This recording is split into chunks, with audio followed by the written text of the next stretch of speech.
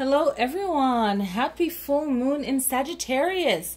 Okay, so your 12 videos will be uploaded, so not to worry, but I wanted to put this full moon video out first and just let you guys know what to expect. So this is great for all 12 signs. Very important to watch this because you can take good use of the full moon regardless of what your sign is. I always say that, right?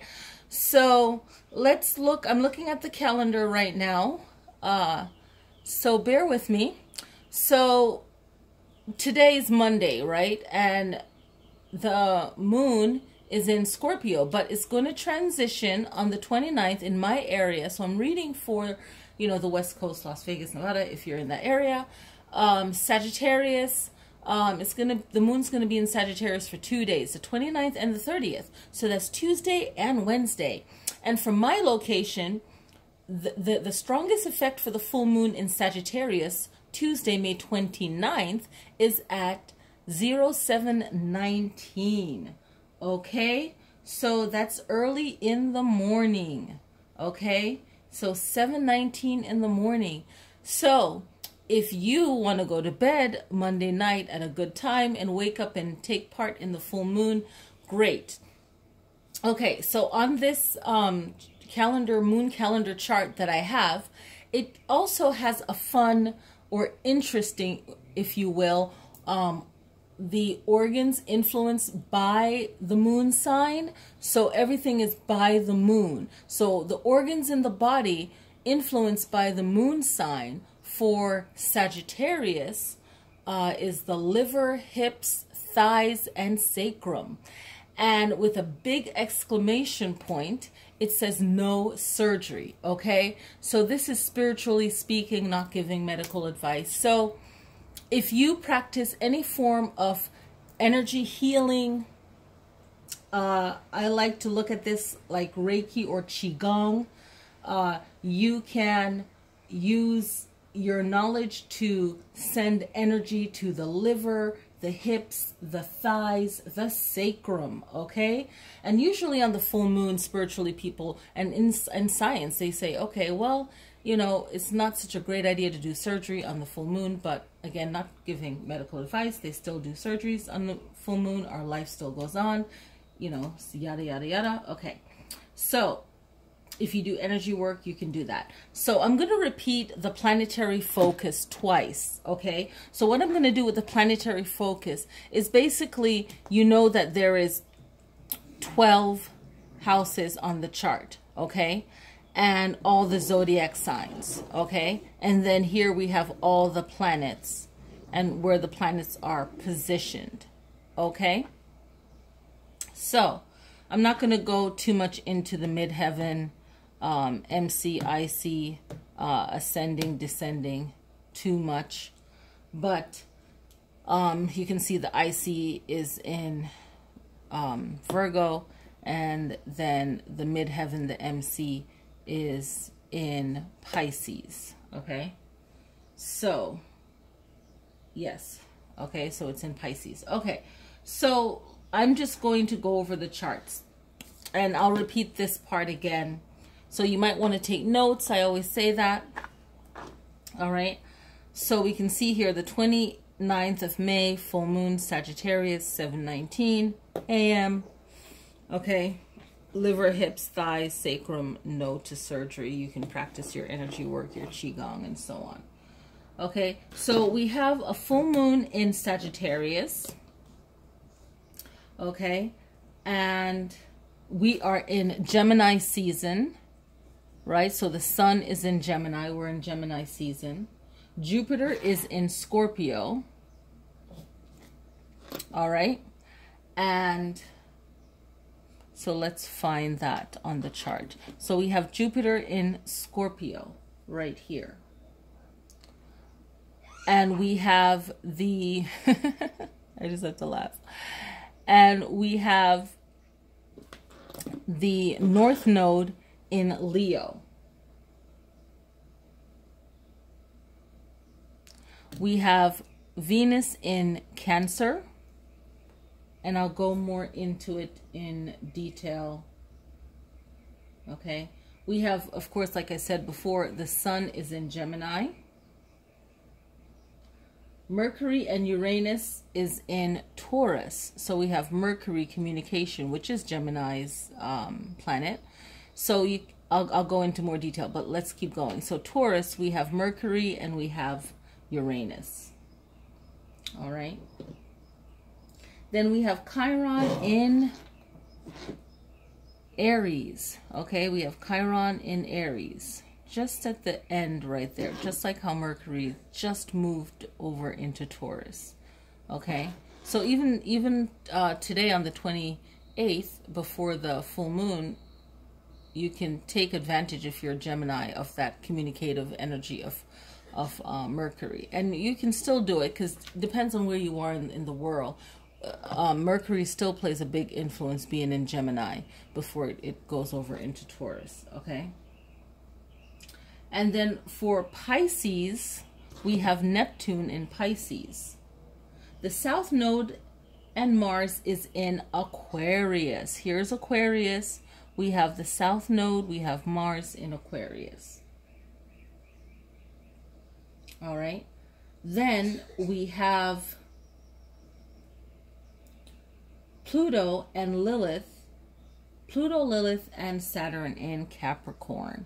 We have Pluto, we have Lilith, we have Saturn in Capricorn. Okay, so new moon to full moon. Here's the moon message, right, that I wanted to talk about. What I want you to think about for every new moon and full moon, and what I like to teach in meditation, is from the new moon to the full moon, you set something new, right? The new moon, you want to set something new. You feel like doing something new, right? And that will inspire you to get going. And when the new moon has ended, the moon is waning, right? Moving further away. Or waxing, getting to the full moon. But you want the new moon, the main point is that the new moon, you want to focus on new things. The full moon is the completion. So from the new moon that just passed, now is the full moon. Ask yourself, what happened from the new moon to the full moon in your life? This is what you want to ask yourself, okay? So let's look at the charts, okay? So think about that, like write that down. What happened in your life from the new moon to the full moon? What important things happened? And you can ask that globally too, but I really want to keep this just personal, not like what's happening in the world, right? So what happened in your life from the new moon to the full moon? Did you set a goal for the new moon? How did that go? Okay, so let's look at this. The full moon is in Sagittarius, and it's in the 6th house, okay? And the 6th house is ruled by Virgo, which is an earth sign, all about grounding, right? And usually Sagittarius and Virgos, usually they don't mix, because that's fire and earth, and it's two very powerful signs in their own elements. So they're not going to be besties unless there's something unique in their chart, okay? Meaning that something else in their chart matches up really good. And they're like, oh, I usually don't get along with Virgos, but we get along. So with this Sagittarius, you want to feel more grounded, more relaxed, more looking in, maybe setting foundation for yourself. If you are a Sagittarius birth sign, if it's in, I'm looking at my notes to keep me going. So if you are a Sagittarius under this full moon, again, all the charts can benefit. I'll get to almost everyone, and then everyone has to do their own work. Then the video is going to be 2 hours, like a personal consultation. So it's not going to be like that. So it's a full moon in Sagittarius. If your Sagittarius is your birth sign, your rising sign, you're in your north node, in your south node too, but mainly north node, if it's in your moon sign on your chart, and if your Gemini and Sagittarius is your opposite sign on the chart, this full moon is for you. Okay, if Sagittarius is your birthday, your birth sign, your rising sign, your north node in your moon sign on your chart, Or if you're a Gemini, the Sagittarius moon is excellent for you. Those 5 positions in your chart. So you want to focus on being grounded, right? Because it's in the 6th house. So what do you want to focus on? The 6th house is all about health, fitness, analytical nature, pets. If you have especially large pets, you might want to look at their health, their healing, any kind of systems the 6th house covers, okay? Working habits, organization, sense of usefulness, service given, right? So any service you've received, health, surgery, operation, any kind of issues with your body health-wise, maybe knee surgery, that just popped up in my mind, you know. So whoever is watching this video, so Sagittarius, okay, this is for Sagittarius. So let's see what I wrote down here. For the 6th house is home and health. You want to look at better eating, diet. If you run a farm, the health of the animals, big pets, big goals that you have, big dreams that you have. This is a very protective force. Maybe the health of someone that you care about, Sagittarius, or anyone in this chart, okay? Those issues will come up. If Gemini is the opposite sign on this chart, so here we have Sagittarius, the opposite sign is Gemini. We're in the season of Gemini. We will get to this try in a minute, but we're focusing on this. Gemini now is in the 12th house. The 12th house, again, if you're a Gemini, your rising sign is Gemini, your north node, your birth sign, your moon sign, or you have Sagittarius as your rising sign. You know, any link up with the opposite on your chart. Gemini is in the 12th house, so this is mastering a skill. Think about what you want to master your skills. That popped up too. And the way to master any skill, Gemini, is to complete things, endings. The 12th house is about completion, endings. So healing, how can you wrap up any healing you need to do so you can move on, okay? Get over it. Closure, spirituality, any kind of solace time to yourself, especially if your birthday is around now, where it's Memorial Day.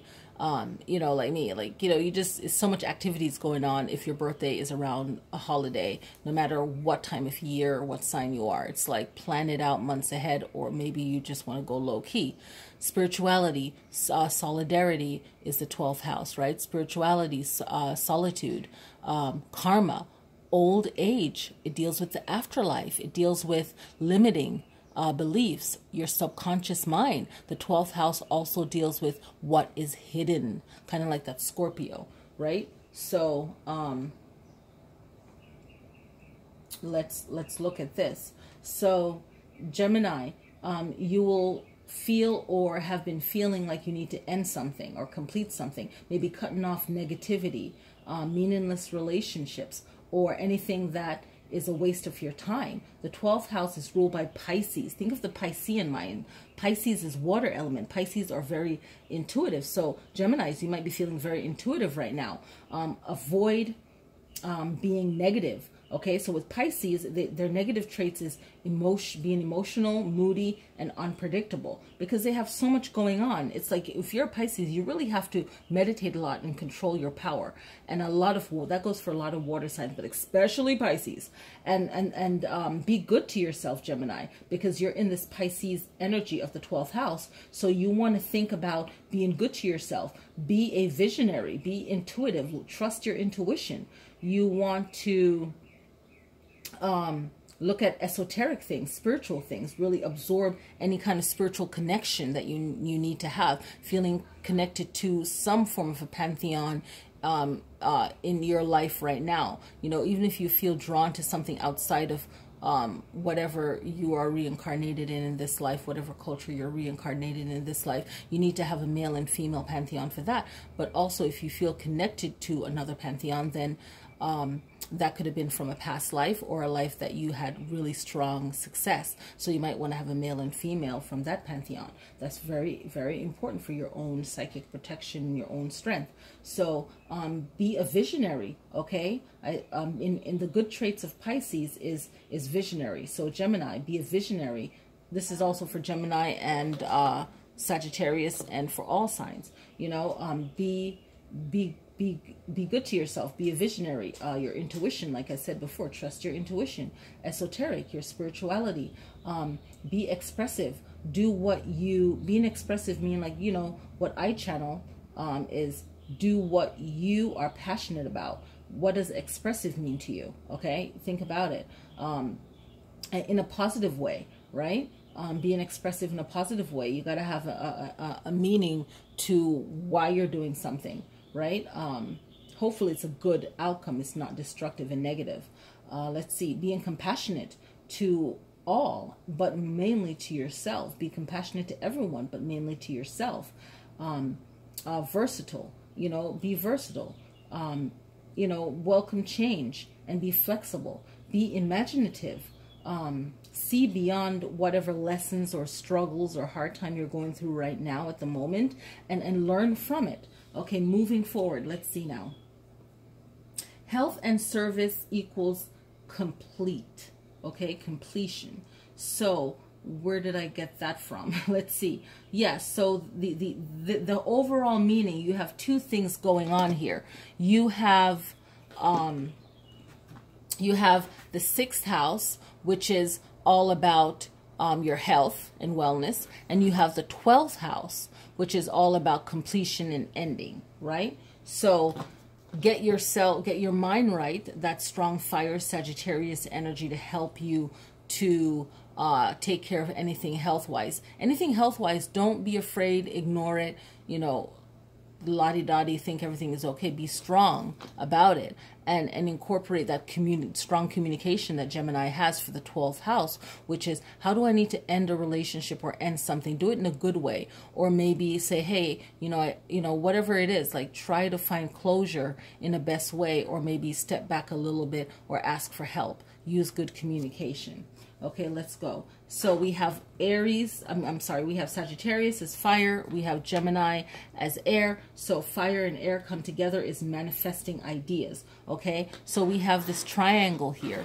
We have midheaven, we have Jupiter in Scorpio. Scorpio is all about death, rebirth, reincarnation, sexuality. Jupiter is about expansion, right? So use your resources and use your intuition. Be diplomatic, communicate, and be protective of yourself, mainly in using your words, okay, and your emotions. You have Venus in Cancer, so we're looking at this triangle. We have in the 5th house, okay, the 5th house for Scorpio. We have the 5th house, which is romance, love, and all of these dramas and self-expression, joy, all of that. So it's mainly romance, okay? So let's look at romance. Let's break it down to 5th house romance, okay?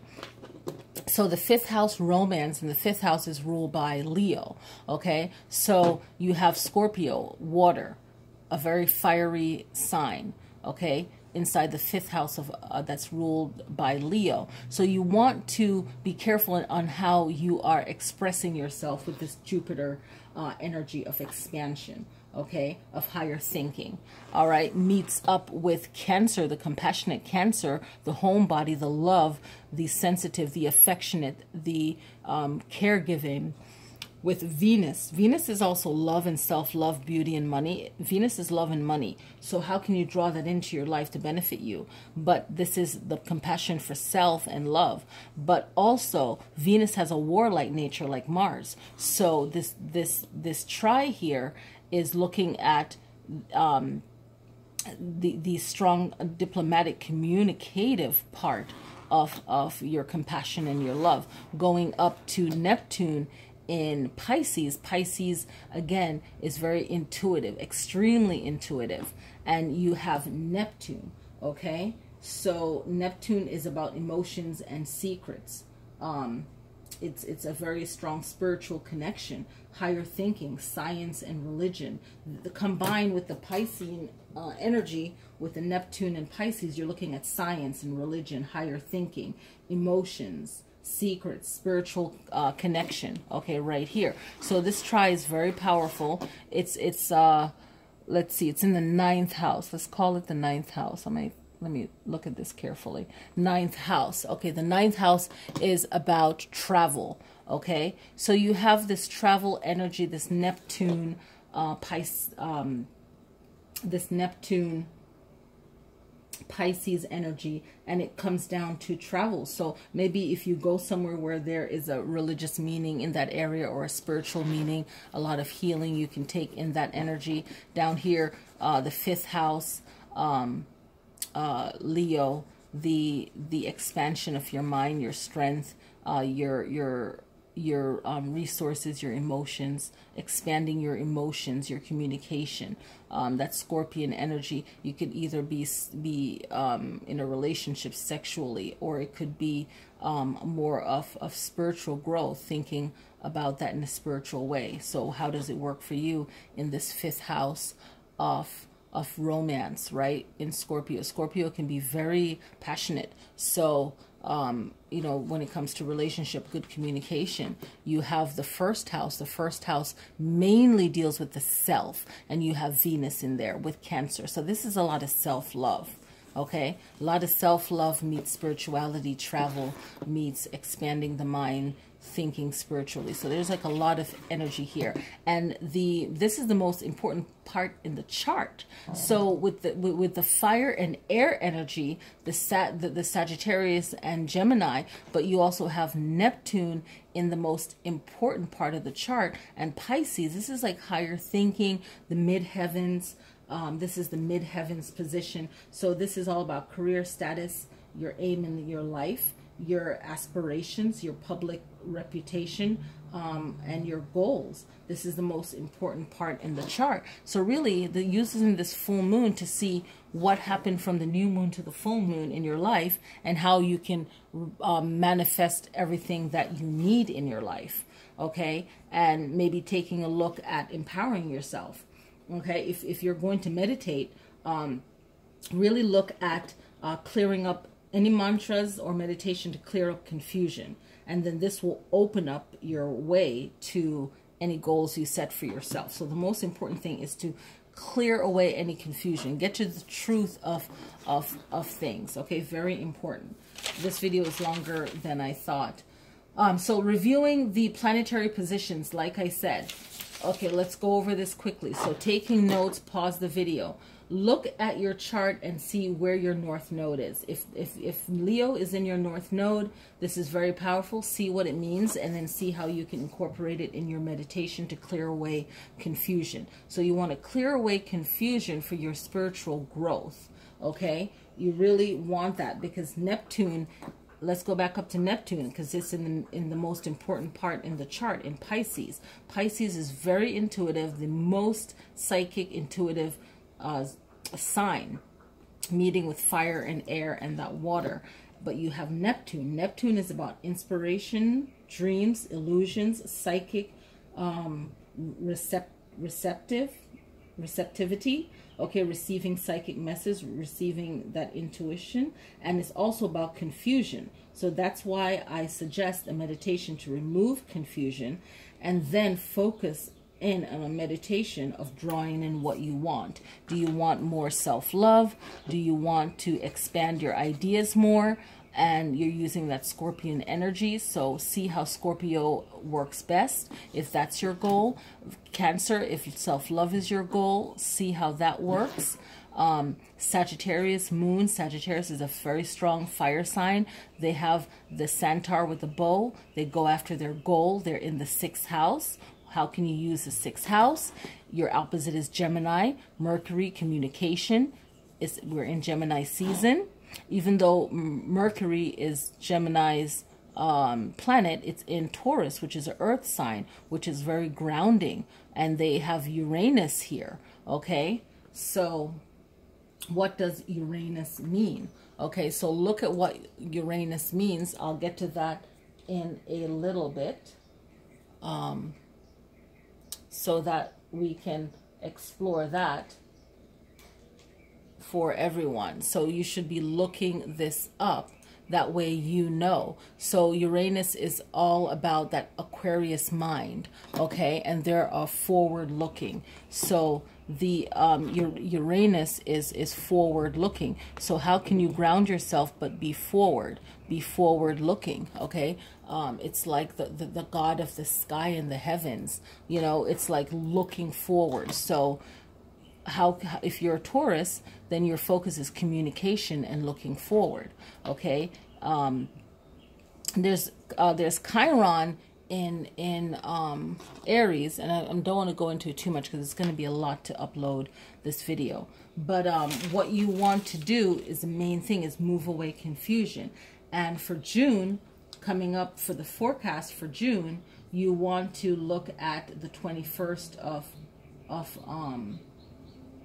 June as the summer solstice. So the 21st of June is the summer solstice. So that starts summer. So that's a big time to look in your area to see who's hosting events on the summer solstice and take in that energy for your healing and your personal goal. It doesn't even matter what the subject matter is for the event, you can still get some kind of clarification. But summer solstice is coming up, so look forward to June for that.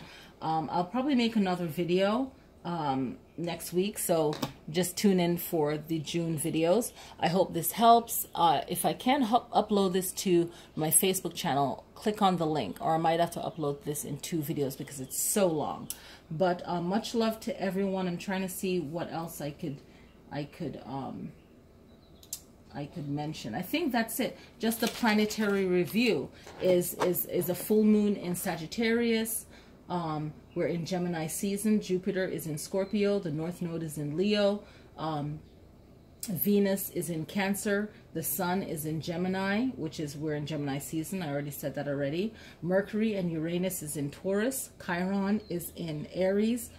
Neptune is in Pisces. The South Node and Mars is in Aquarius. Pluto, Lilith, and Saturn is in Capricorn. So happy full moon in Sagittarius. Enjoy the full moon.